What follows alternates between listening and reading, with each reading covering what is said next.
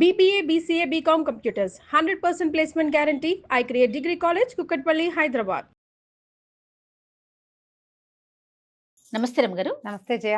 రమగారు, వినాయక చవితికి మట్టి విగ్రహాన్నే పెట్టుకోవాలి అని మనం కూడా చాలాసార్లు చెప్తున్నాం. దీంతో అంటే పర్యావరణాన్ని రక్షించడంతో పాటుగా ఇంకేమైనా ఆధ్యాత్మిక అంశాలు దాగి ఉన్నాయా? పూర్వం నుంచి వచ్చిన పండుగ కదా జయ. పూర్వం నుంచి మనకి ఎట్లా చెప్పబడింది, మామూలు రోజుల్లో గణపతి పూజ వ్యవహారం కంటే చతుర్థి నాడు ప్రత్యేకంగా గణపతిని సేవించాలి. ఈ సేవించిన గణపతిని నిమజ్జనం చేయాలి. ఇది కదా మన నియమం. అవునండి.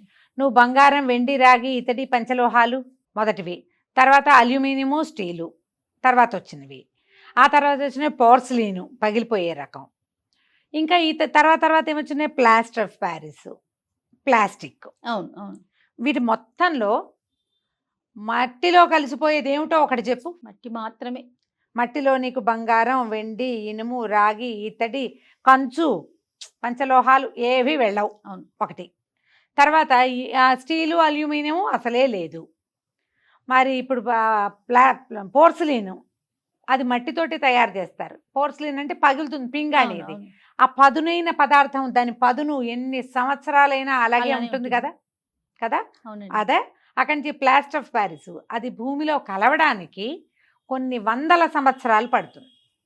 అదే నువ్వు ఒక మట్టి ఉండని కాసేపు పిల్లాడు ఆడుకుంటాడు, దాన్ని తీసుకెళ్లి కుండీలో పోసి ఒక గ్లాస్ నీళ్లు పోస్తావు, గంట తర్వాత దాని ఆనవాలైనా అక్కడ ఉంటుందా? అస్సలు ఉండదు రమ్మగారు. మరి ఎక్కడి నుంచి వచ్చావో అక్కడికి వెళ్ళిపోవాలి కదా జయ. మనం ఏమవుతున్నాం, మనుషులు ఏమవుతారు?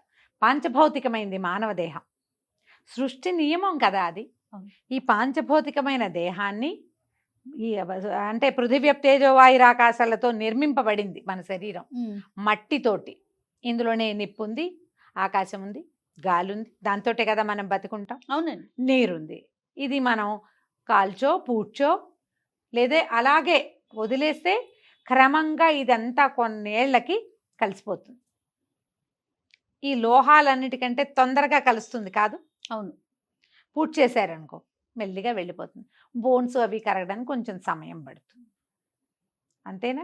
ఇప్పుడు అలాగే మనం ఈ పూజ కోసం ప్రత్యేకంగా నిజాన్ని చూడు, ఇది ఒక క్షుద్రమైన విషయంలాగా వినపడుతుంది. బేసిక్ రూల్ అదే కదమ్మా, దాన్ని అర్థం చేసుకోవాలి మనం. ఈ పూజ కోసం ప్రత్యేకంగా మామూలుగా చవితిని శూన్యతిథి, అది మంచి తిథి కాదు. చవితి నాడు ఏ పనైనా చేస్తామా మనం? చవితి పనికిరాదు, ఏ పనికి పనికిరాదు. ఏ పనికి పనికిరాని చవితి నాడు ఈయన జన్మించాడు, ఆ రోజున ఆయన ఏర్పరిచారు. లేదా చవితి నాడే ఈయనకి గణాధిపత్యాన్ని ఇచ్చారు అనుకుందాం, విఘ్నాధిపతిగా ఈయన చేశారు. ఓకే.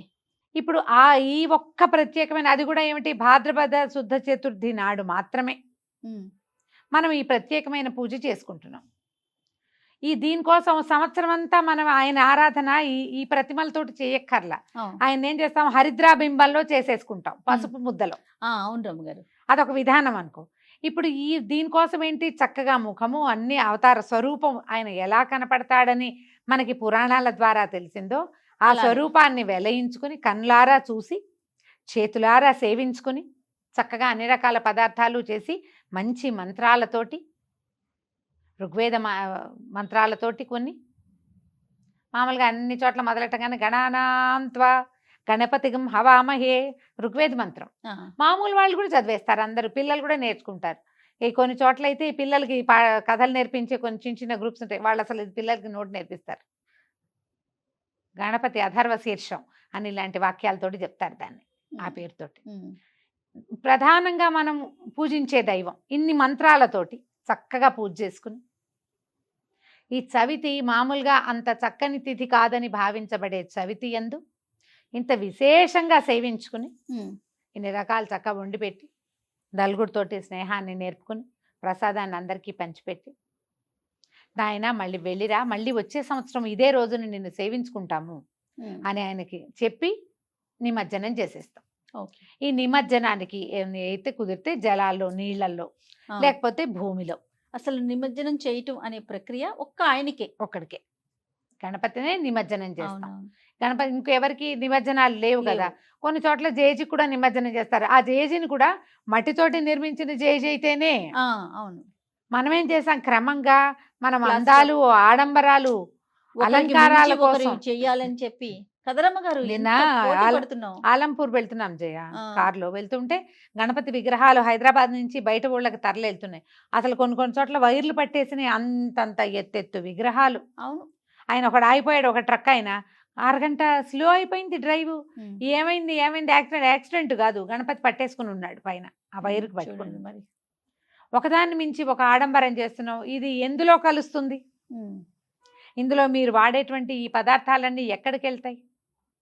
ఒక మితిలేని ఆడంబరం కాదు. కరెక్ట్. మనం ఏంటంటే నలుగురం కలిసి పూజించుకోవాలని అసలు ఈ గణపతి నవరాత్రులు చేయటము, తర్వాత ఇలా మండపాలు పెట్టటము, ఇవన్నీ బాలగంగాధర్ తిలక్ మొదలుపెట్టారు.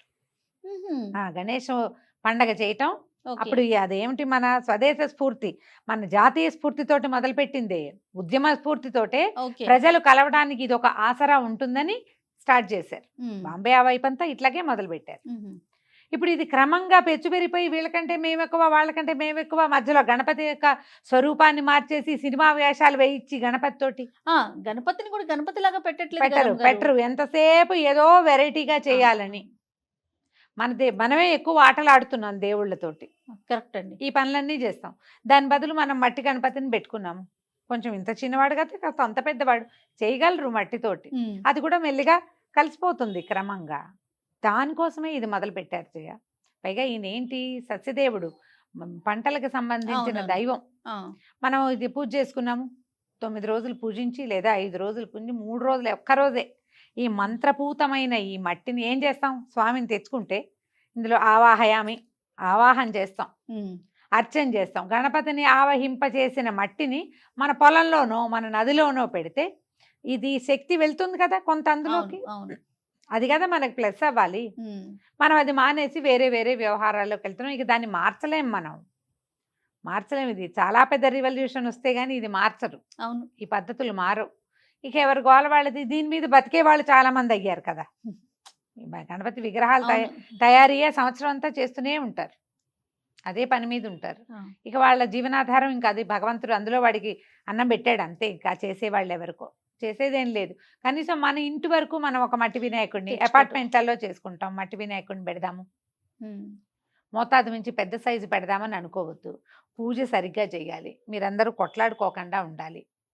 చక్కగా అన్ని రకాల పత్రులు మనమే సేకరించేందుకు అపార్ట్మెంట్స్ గేటెడ్ కమ్యూనిటీస్లో సంవత్సరానికి ఒక్కసారి చేసే ఈ పండగ కోసం ఈ మొక్కలన్నీ పెంచండి మీరు.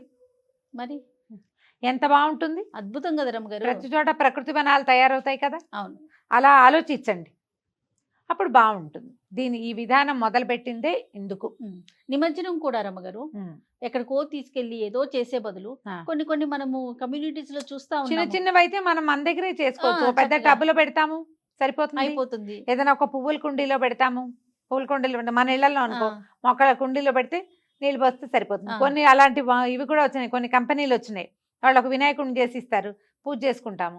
ఆ తర్వాత ఆ వినాయకుడిని అందులో పెట్టి నీళ్లు పోసేస్తే మెల్లిగా కరిపోయి 4 మొక్కలు వస్తాయి అందులో నుంచి. ఏ తులసి మొక్కలు లాస్ట్ ఇయర్ నాకు ఒకళ్ళు పంపించారు, నాకు చక్కటి మొక్కలు వచ్చినాయి అందులో నుంచి. అలా ఏదైనా చెయ్యొచ్చు.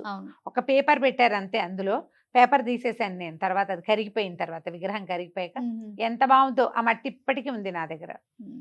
సరిగ్గా ఆలోచించండి. అంటే వాతావరణాన్ని కాపాడటం కోసం వచ్చిన పండుగని మనం కలుషితం చేసేస్తున్నాం కదా. అదే చేస్తున్నాం, నీళ్లు పాడు చేసేస్తున్నాము. ఆ తర్వాత ఈ విగ్రహాలకి షేప్ కోసం పెట్టేటువంటి రంగులే కాదు, లోపల ఇనప ఊసలు, బద్దీలు, మెటీరియల్ చాలా ఉంటుంది. ఆ తర్వాత కొబ్బరి పీచు, రంగులు, రసాయన రంగులు, మరి ఇవన్నీ కూడా కలిసిపోతాయి కదా. అవన్నీ మనకే ఇబ్బంది. అవి ఎక్కడికి వెళ్తాయి? చివరికి మనమే పీలుస్తాం, మనమే తాగుతాం, మనమే వాడుకుంటాం. అది ఆలోచించాలి ఖచ్చితంగా. కొంచెం సంస్థలు ఆలోచించుకుంటే బాగుంటుంది. బాగా చెప్పారు. అయితే మనము ప్రతి పండుగకి ప్రతి దానికి కూడా పసుపుతో వినాయకుడిని చేసుకుంటాం. ఇప్పుడు కూడా చేస్తాం రమ్మగారు వినాయక చవితి చేస్తాం. ఇప్పుడు కూడా మహాగణాధిపతి పూజకి నిర్విఘ్న పరిసమాప్త్యర్థం హరిద్రాబింబం పూజయామి అంటాం. ముందు చిన్న వినాయకుడిని చేసి పెట్టుకుని పసుపుతోటి ఈయన్ని పూజించి, తర్వాత పూజ అంతా సరిగ్గా అవ్వాలి, ప్రసాదాలు బాగా కుదరాలి, మనం బాగా వినిమయం చేయాలి, కథ అవి సక్రమంగా వినాలని ఆ పెద్ద పూజ కోసం ఈ చిన్న పూజ ఇప్పుడు కూడా చేసుకుంటాం. ఈయన గబగబా ఉపచారాలు, పంచోపచారాలు చేస్తారు, లేదా చకచక ఉపచారాలు చెప్పేసి ఈయన్ని పక్కకు పెట్టి బెల్లం ముక్క నివేదన పెట్టడం, ఈ పసుపు హరిద్రాబింబంలో ఉన్న స్వామిని పక్కకు పెట్టి అప్పుడు పెద్ద ప్రతిమ పెట్టుకున్నాం కదా, ఆ ప్రతిమని ఆవాహన స్థాపన అవి చేసి మళ్ళీ మామూలుగా పూజ చేసుకుంటాం, చేస్తాం ఇప్పుడు కూడా. ఓకే. ఏ పూజకైనా పసుపు గణపతి పూజ ముందు చెప్పుకుంటా, మన సత్యనారాయణ వ్రతం చేసినా అవును. ఏ నోములు చేసినా కూడా గణపతి ఆరాధన తప్పనిసరి. ఆయనకి పెద్ద ప్రతిమ విశేషం అక్కర్లా. ఉమ్. హరిద్రాబింబంలో కూడా మనం ఈ పసుపు ముద్దలో కూడా గణపతిని ఆరాధన చేసుకోవచ్చు. ప్రథమ దేవుడు, ప్రథమ భక్తి అన్నీ ఏదంటే ఆయనకే. మొదట మొత్తం ఆయనకి. ఆయనకే. రైట్ అమ్మ గారు, నమస్తే. నమస్తే జయ.